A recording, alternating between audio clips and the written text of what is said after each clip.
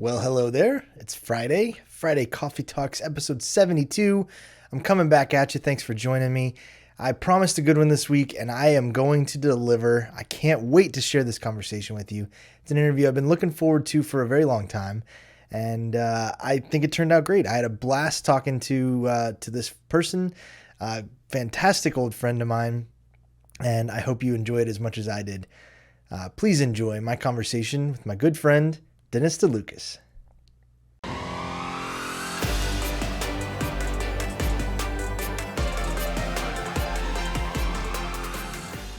Well, welcome back. It is Friday Coffee Talks episode 72. Thank you for joining me. We are not in my basement. If you don't count my parents' basement, this is my first time taking Friday Coffee Talks on the road. We're here at Toast and Jam Community in Buford, Georgia. They were kind enough to let me use their conference room. It's a beautiful co-working space here, so if you're in the Buford area and you need a place to work, swing by Toast and Jam. They will take care of you, like they've taking care of us. Yep. So obviously I'm not alone. I'm joined today by a technologist, a salesman, a husband, father, family man, outdoorsman, craft beer enthusiast, pizza connoisseur, Jeep driver, Yeah. all the things, and a heck of a great friend. Please welcome Dennis DeLucas. Thanks for being here, Thank you for bro. having me. Yeah. Appreciate you being here. Thanks for taking the time. Yeah. Thank you for the coffee as well. Yeah. Dennis is not from Atlanta, so it worked out very well that our schedules lined up. He happened to be down here and was kind enough to carve out an afternoon for me, so I appreciate you taking the time. I actually extended my trip an entire day just to see you. I'm not kidding. I love that. Yeah. No, it's so good to hear. I've worked with a lot of great people, and you happen to be at the top of the list, so I'm glad that we get to see each other. It's generous. Thank you. So before we jump into any questions or anything, I want to tell a quick story. Oh. So you actually were my very last meeting. You're the last thing that I did before Meeting. before the pandemic hit. I was in Philly for customer stuff, and we happened to get together. You took me to this craft beer bar in Philly that I don't remember the name of it, but it was amazing. The place was I'll great. send you the picture so you can post Yes, it. yeah.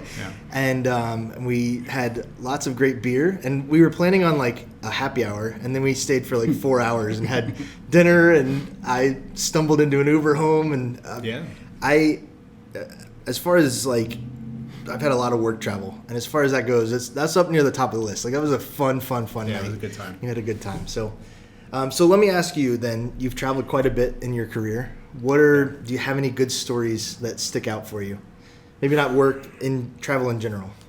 So up until only 5 years ago, most of my travel was work travel. Mm-hmm. I've been graced with some good friends who are crazy enough to want to do some crazy trips. So I would say, not work-wise, the craziest thing I've done was we went to Tokyo for a weekend for a bachelor party. Nice. A friend was getting married. A friend that we both a common friend of ours. And Shout out, Brendan. Love you. Yeah, and Sean Nally was there as well. Oh, and yeah. 5 of us went to Tokyo for 3 days. So we spent roughly 30 hours in the air to go there for roughly, 2.5 days of time. And no, it was fantastic. I can't wait to go back. I loved it. But we had a good time and had some incredible food, and drove around Tokyo and Mario Karts for about 2 hours one day, and maximized the very little bit of time we had there. But Yeah. It sounds like my 6-year-old's dream. I mean, there's no age limit on that one. That's a pretty. If someone else was telling me the story, it'd be my dream. So Yeah. Put on a helmet and get on a go-kart. Yeah. Oh no, there's no helmets. No. There's no helmets. Safety third. Yeah, totally. That's awesome. Only in America. Oh my gosh. Yeah, no, it was good. Well, I mean, work-wise, I've traveled all over the country, and no one particular story, but obviously, any kind of work trip related to Las Vegas is, people end up on mechanical bulls and all kinds of crazy things occur. So, but no, it's been lucky, very fortunate. The antics, right? Yeah. Oh my gosh. All right, so let's talk about that. Kind of catch me up to now. We had our Phillies trip. We've had our Tokyo trip. But kind of give me your journey to get to today through your life, your career, however much you want to share. Yeah, we only have a couple hours though. No, I've had a really, I'm really thankful for the path that my career has taken because it didn't take a traditional path, So, when I started working when I was, before I was 14, right? So, but I started legitimately working from the age of 14 on. At that age, fast food, and somewhere I went into banking, for a little bit before I was able to.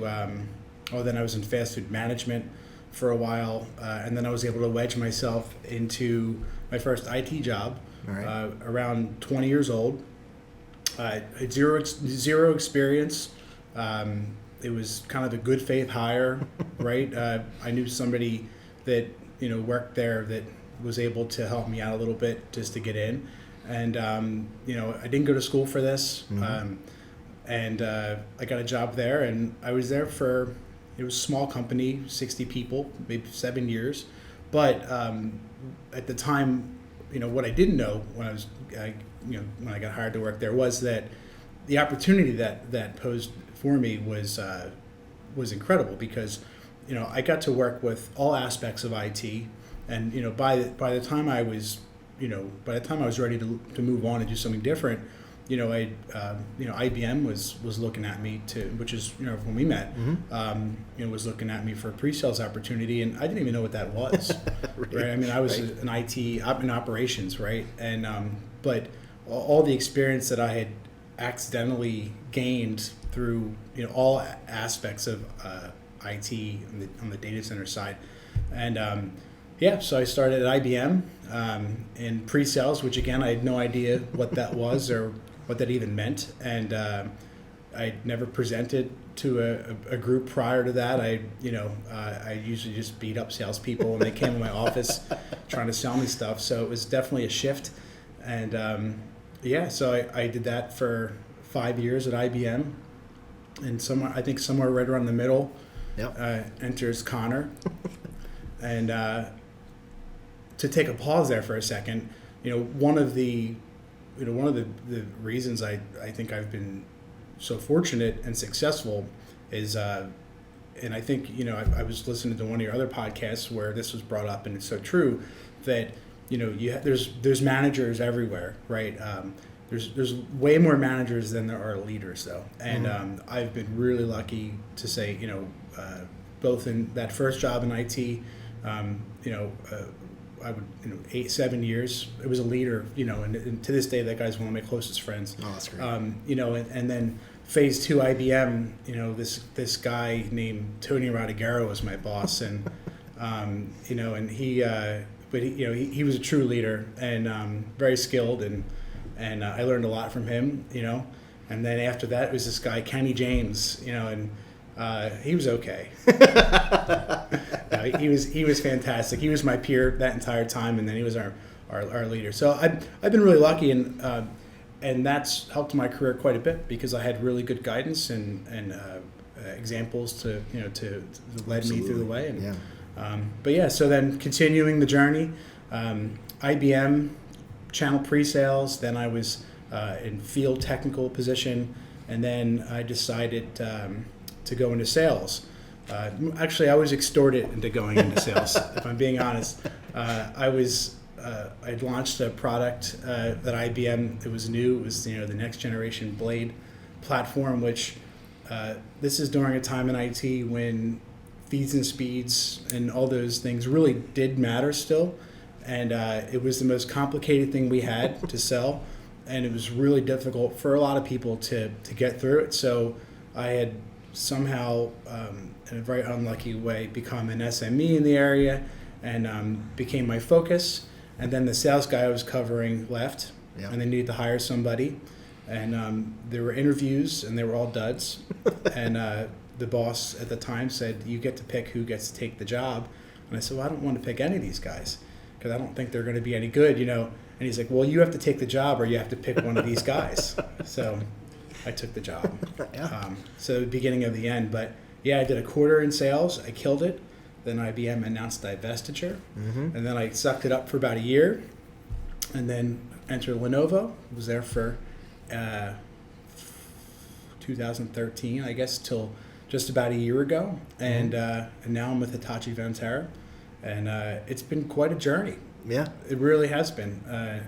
But yeah, all along the way, incredible people, and I wouldn't trade it for anything. So, well, I can agree with you there. I mean, I was, like he said, I was at IBM and Lenovo also for a number of years, and I worked for Kenny James, and I'll tell Kenny every time I see him, best manager I ever had. He thinks it's a joke, but he great leader, and I got to, come up under some of the great people that you did too, and you couldn't be more right. It's fantastic folks around there, and that was definitely the hardest part about leaving Lenovo was the people. Just great friends, good people that you spend a lot of time with, in the trenches working on stuff, and it's a good thing. So I don't normally have notes, but I have my notes here because I don't want to miss things.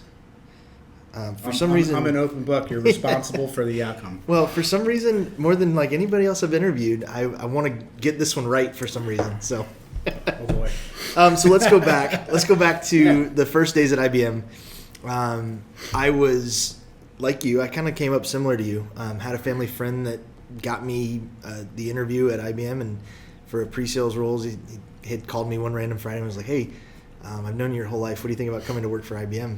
Being a FTSS for System X?" I was like, I don't know what any of those letters mean, but sure, I'd like that. And so I came in and I was trying to learn from scratch, and I was on a team of like really experienced people.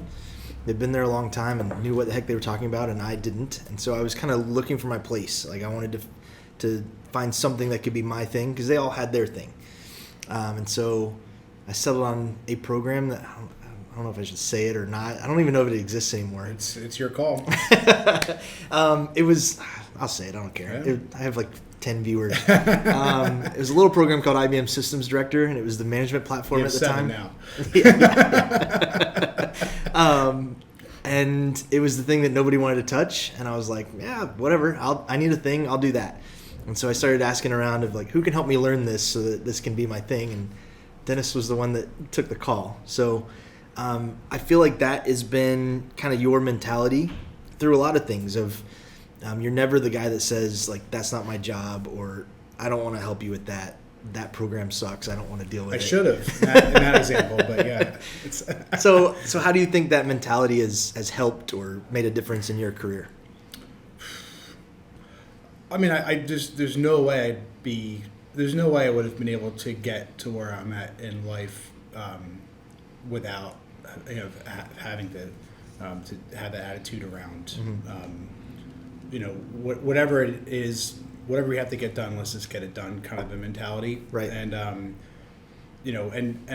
on the flip side, it's not just this is not a Dennis original. Like this is people in my life have that mentality, and those same people helped me at some point, right? And you want to give back, and but you have your job, you have the things that you're good at, but at the same time, what makes you feel good about what you do, it could be the technology, it could be this, it could be that, but the feeling you get from giving back and helping other people, and that is better than selling things or fixing things.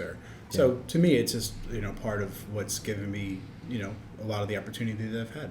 Yeah, no, I completely agree. And it's been, I think that's part of my transition from like the young kid on the team to, I'm not super old now, but I'm older than some of the younger folks that I work with now. I'm impressed that you thought everybody around you was tenured and well experienced and everybody knew what was going on, because I don't know if that was the case, but we played it off really well. It felt like it to me. It felt like it to me at least. But I think that's part of that transition for me has been realizing like I'm ultra competitive. I don't think you can be a successful seller if you're not. I think that's just kind of part of it. But so I love to win. I love to be there at the end and success, all that kind of stuff. But it is equally as good, if not better, to help other people get to that point now, which is, I don't know if it's unexpected, but it's been cool to realize, I think. I don't really think you get anywhere by yourself. I mean, there are people that do, but I think it's a limit. It's a limiting factor if you're by yourself, and it's so much harder. If even if I put it in the context of sales, if I have an inside seller and a field, pre-sales, engineer, and other resources, if I'm trying to, do my job and be the best for my customer and provide them everything I can, there's no way I can possibly fill all those roles. So, taking advantage of all the resources I have, they're good at their job. They provide tons of value, and in the end, hopefully we're successful, and it's a we thing, and everybody kind of brings everybody up together, and it's worked really well in my experience. Mm-hmm. Yeah, no, I completely agree. What's that the rising tide raises all ships or something like that? I'm really bad at those, but that sounds good. That works. Yeah. Whatever. Sailors and ships. That works. All right. All right, so let's step out of work for a second. Yeah. I want to talk about, you've got some fascinating hobbies that are interesting. Cross-country road trip, camping, working on your cars. Tell me a little bit about the outside of work stuff. There's quite a bit. It's it's too much. I really need to shed some hobbies. There's some things I've gotten into where it's like, I don't have time for this. I'm gonna make beer, and I buy all this stuff to make beer, and I should really sell that stuff at this point. It's been sitting there for a while. Where there's not too many hobbies like that I've been tried, and I'm like, this is not going to be a thing. But there are a lot of hobbies around, and if my wife were around, she would tell you quite a bit about the stuff that's laying around my house. But there really is no limit to what I will get into. It could be inside, outside. Doesn't matter the climate. I like to wrench on cars. If it's broken, I will probably fix it, even if it was an airplane that I've never seen before. It's kind of just the way I am. But I microelectronics, and I'm a carpenter's son, right? So building and plumbing, electric. Yeah. Me too. You name it. I saw the interview with your dad. Yeah. And but I'm really into everything. But it's a lot of it's seasonal. So this time of the year, it's beautiful out. I like to be outside. So camping, paddleboarding, being on the water is a lot of fun. Fishing, right? I've kind of indirectly inherited my dad's boat, so I'm trying to get that in the water so I can get out there and go fishing, and and then the season ends, and then it will be a whole new set of hobbies that I put down in the spring that I will just pick up back up in the fall. And you could just randomly ask, and I bet you there's something there from a hobby perspective that I'm into. Yeah. Okay. Yeah, it's a bad habit. I feel similar though about some hobbies. Like if I'm gonna do something, I go way into it. I invest I'll have dreams about it. I'll get all the gear for it, and then I end up dying out, and I have a bunch of stuff laying around, kind of like you. But camping for me, so I was an Eagle Scout, did Boy Scouts all growing up, camped like crazy, and I still love camping. But I'm a big guy, and we're in Georgia, and from just walking in from the truck, it is just hot out here. It's hot. It's hot. And my kids my two oldest are 6 and 5. And just a couple weeks ago, they're like, hey, can we go camping? And I'm like, we'll go camping in October. Let's wait till it's not 147 degrees outside. Well, this is why, I can say there's the huge debate around what the definition of camping is. And while I wasn't an Eagle Scout, and I started most of my fires with a map torch. Yeah, sure. But at the same time, like my kids are just a little bit older, and there was a time when I would drag, a utility trailer behind my Jeep full of pack and plays and coolers and our tent and everything, and get it all set up, and inevitably it would rain. It'd be beautiful, but the morning of breakdown, it would rain that morning. Every single time. It could be during a drought, it would rain. And then, put everything away, bring it home, take it all back out again because everything's soaked. And I did that for a while, and I was like, this is for the birds. So I own a travel trailer now. So I still prefer being in places where other people aren't, right? So if I can find state parks and We're not plugged into like an RV lot. It's my least favorite thing where there's a bunch of RVs around.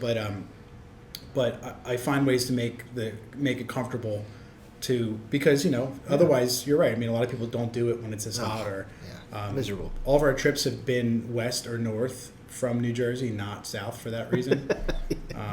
And some families function better than others in the heat. My family would probably implode. Yeah, no, I would implode. My family would probably be fine. I would. Yeah, no, I don't know if anybody would make it.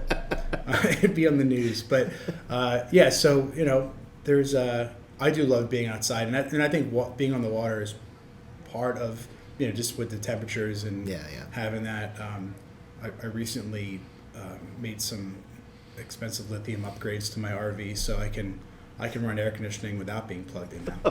So,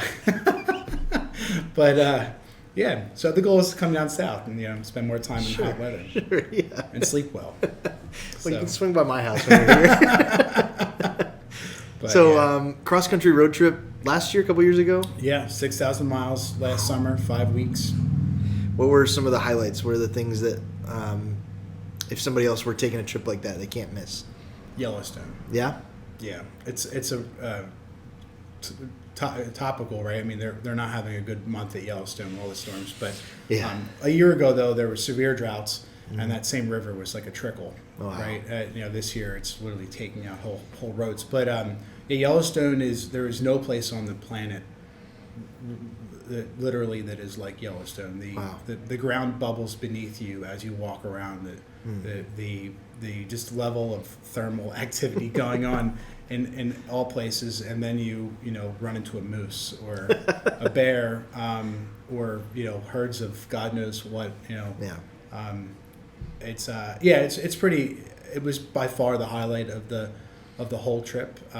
Spent about a week there, but I would say second to that, it wasn't one place necessarily as much as it was just connecting with people from other parts of the country. A lot of the trip was in the west, so like Dakotas and Montana and Wyoming and Idaho, and just being able to connect with people that are from other places, and I really enjoyed that quite a bit because everyone lives a different life, right? It's cool. Yeah, no, that's awesome. Yeah, I need to do a trip like that. I don't think my wife would go for it, but I think I definitely need to get to Yellowstone. I've heard such great things, and I love the TV show. Everyone keeps saying that. I've never seen it. You got to. It's amazing. I feel like since I've been there, I have to see it. But it's nothing like the state park, but it's great show. Great show. I will say there's one other experience that we had that is pretty near the top. There's a thing called Harvest Host, which is a membership where you can stay for free overnight when you're traveling through cool. with your RV or whatever. And but it's usually at like a brewery, a winery, a museum, and they just ask that you patronize their establishment. And it was at this museum in Idaho or Montana. It's kind of a blur. Honestly, there were days I didn't know what time zone or state I was in the entire day. Yeah. And but the experience was, it was a dinner, but you take a wagon ride down a mile of the Oregon Trail. Oh wow! It was the deadliest place this is not a joke. The deadliest place in the Oregon Trail. Wow. And it was an authentic experience. It was our family and a close friend of mine, him and his family, that met up with us on our vacation, and 5 kids and 4 adults. Wow! And we were drifting a covered wagon down a steep hill with 2 horses in front of us. At one point, we were on 2 wheels. Oh my God. One of the kids are freaking out. Like, it was really quite an authentic experience. And we got to the bottom, and then they cooked us a steak dinner on the trail, and then went back to our RVs and had to, lubricate from the experience we had. Oh, and it was probably like it was a very expensive experience on top of it. But we slept in Bureau of Land Management's federal land, and you can stay there for free. So it was a cow pasture. So literally, it was our 2 RVs in the middle of a cow pasture with cows all around us, literally within and we were just hanging out that night and With the cows. but that was the one of the coolest things. Yeah. It was pretty neat. When you say Oregon Trail, I was like, did you lose anybody to dysentery, or did you lose any oxen fording the river? That's a common question we get, and apparently that happened a lot. Yeah, not while we were there. Yeah, luckily. Good. But apparently when this happened, that people didn't ride in the covered wagons; they walked next to them. Okay. And like men and women would be on opposite sides, because the most dangerous thing about being on the trail was the actual wagon itself. Really? Crushing you to death, because the wheels are made out of wood, and these things were just, the trails are awful. Like these are Jeep trails. These are not, these are like really serious trails. The horses would fall, so people would die so they would literally keep a distance from the wagon. And a death machine. They're super dangerous. But wow. Thank God for combustion engines. Yeah, right. Oh, we're not talking about wooden cloth anymore. Yeah. Yeah, no. But it was fun while it lasted. I can check that off the box. Okay, so we kind of talked about it before, but one of the things that I've always admired about you as a coworker, as a friend, is that you believe that it's about the people more than the company or the product. And being on the coworker side, beneficiary side of that, I can see that. But how do you feel like that kind of attitude or mentality or approach translates to your customers in sales? It's a really good question. It's something I thought about quite a bit the last couple of days, because I'm down. I initially came down here on business, and that's the trick. That's exactly what you're trying to accomplish, or what I'm trying to accomplish. It's in business, you're getting to know people. There's a lot of there's a lot of sellers that are less sincere about what they're doing, and it's just very transactional. And that's, everyone's got a different style that works for them, fine. But I didn't start out as a salesperson. Like you, I started out on the technical side. So literally, like I mentioned, in operations, I really thought very little of salespeople. Because I was always being sold to, and in ways that I didn't really enjoy, right? And so through that journey, even when I went into sales, it was almost kind of dirty initially, right? I think I've gone to the dark side joke for like the last 7 or 8 years, but the truth is, it's about connecting with people, and some customers, as I meet them, some people don't want that, right? Yeah. And I get that, and then it's okay. Well, what's the best thing I can do to help you, or what is it then you want from me that I can benefit you in some way? But and that's the job aspect of it. But the best case scenario is that I can make that connection with people. And there's a few clients that I've worked with over the years between IBM and Lenovo for over a decade that I truly enjoyed. Anytime I got together or talked to these people on the phone, it was never about like what I could sell them or what it was just like, these are just great people, and I really enjoy working with them. And one customer like that could make like 3 horrible customers.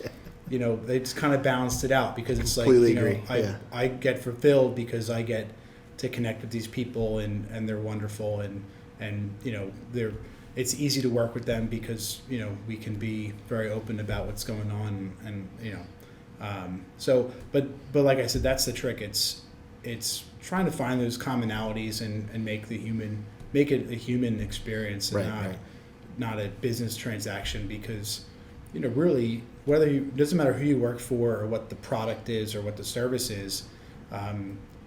It comes down to the person, and if you hate the sales guy that you have, which some people really do, it's not going to be, it's not going to be a good relationship. Yeah, for anybody, not just you or not just them. It's for everybody. No, I completely agree, and I think that's the one of the reasons why I started making videos in my basement is I know I've said this before, but anybody can be an order taker. Anybody can process a PO. But I think it takes a special kind of person, and the person that I want to be as a seller, to like make actual connections with people and make an impact on them, and be able to be trusted and all that kind of stuff that goes into it.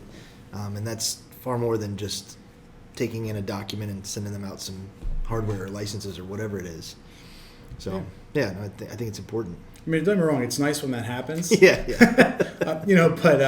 But that's not, that's not what brings success. That just happens sometimes. But it's also not, the enjoyment of the job. We've talked a little bit about like the transition, and I think we're talking about a little more about like the transition going from technical to sales, and those job personas have different. You're fulfilled differently, based on the job you're doing. And so in sales, when I moved into sales, part of it was, it's no longer, here's this epic technical challenge that's got to be solved, or whether no one else can fix it, can I fix it, or this time, we have to get this done by this point, or we can't. Right. And then that's the challenge, and then you accomplish that, and you feel good, and I did a good job and fulfilled.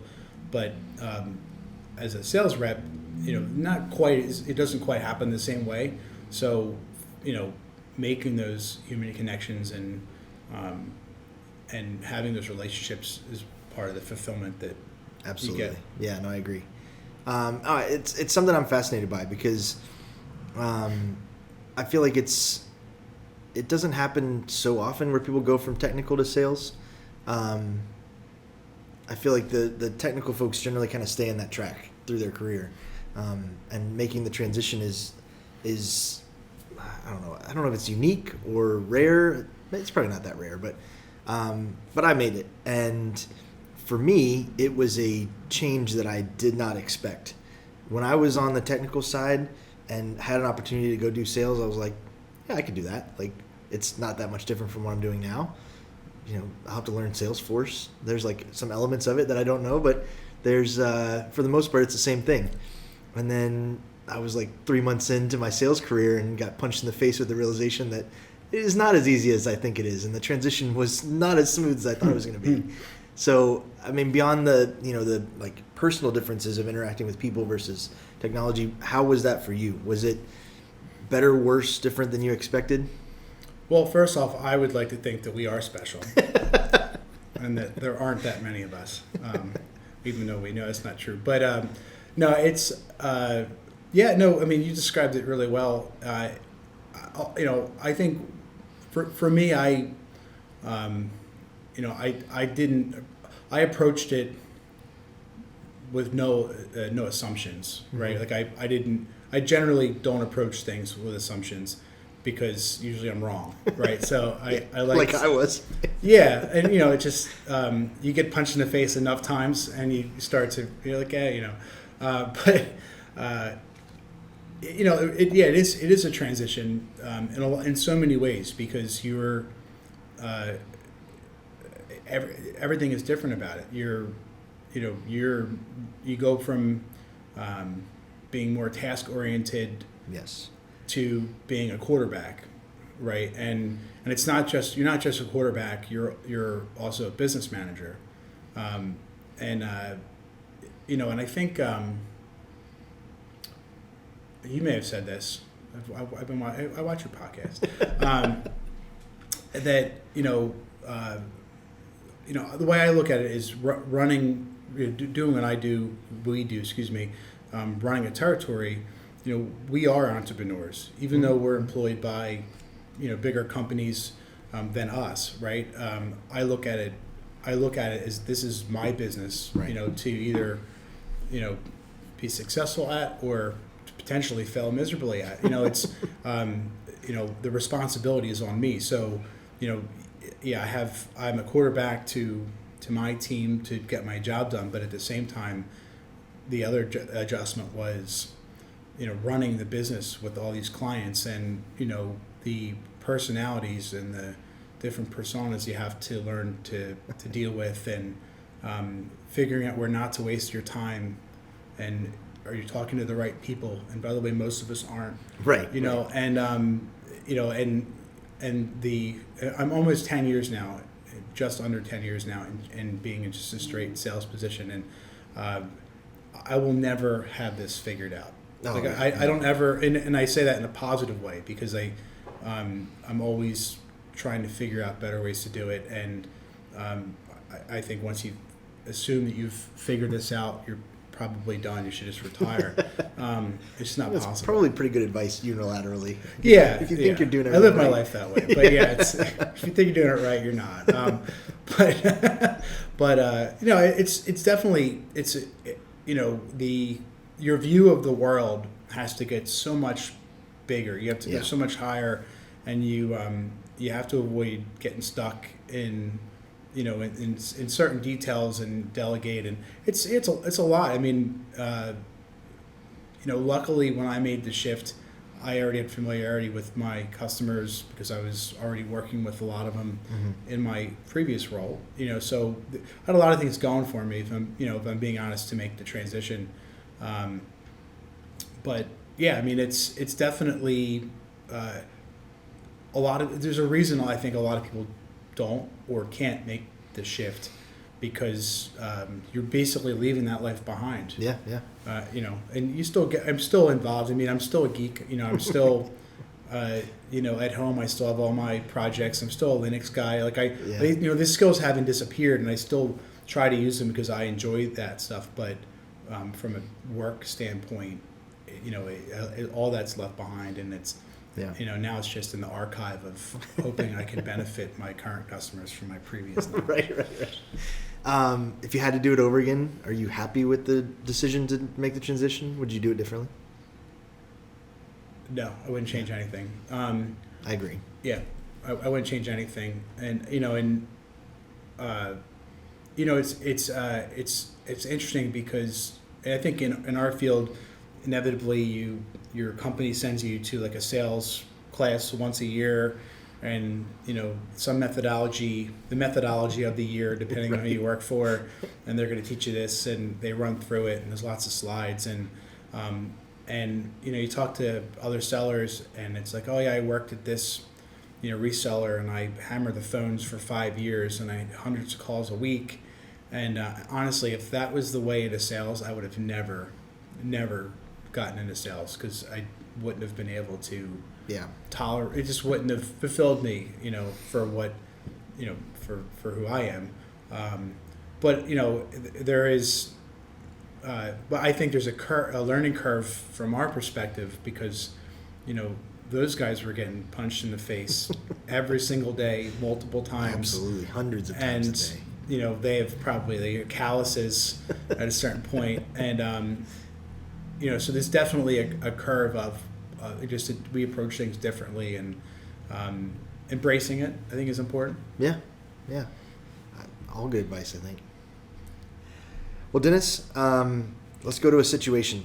Uh-oh. You're out on the road with the family in the travel trailer. You've left a wonderful night camping. You pull out of the cow pasture. You happen to pull up into a little downtown area somewhere in Wyoming. I don't know. And there's a coffee shop on the corner. You walk in the door. What is your go-to coffee order? I don't think they know what Americana is in Montana, but I'd try. Okay. If it was a real coffee place, like a bistro or whatever, it'd probably be like an Americana. Just a plain Americano. Anything in it? Just no. I'm just down to black coffee at this point, which is as time goes. I had sent you some coffee beans, but apparently they never got here in May. So, but as I buy better coffee, and it's not expensive, it's just better coffee, and I make it myself at home. I learned that I don't need to put as much stuff in it, and it's the black Americano. Okay, there's a big difference between fresh quality coffee beans and mass-produced, office break room coffee that needs a lot of cream and sugar and stuff. I don't drink the Kenny James coffee. No, I don't do that. I couldn't, but anyways, hey, thanks, man, for taking the time. This has been great. Great catching up with you. Anytime I can get to see you, I'm down. So Likewise. shall we go get some barbecue? Let's do it. Let's do it. Thanks, man. Connor. Thanks for joining us. This has been episode 72 with Dennis DeLucas, Hitachi Vantara, and we'll catch you next week. Thank you.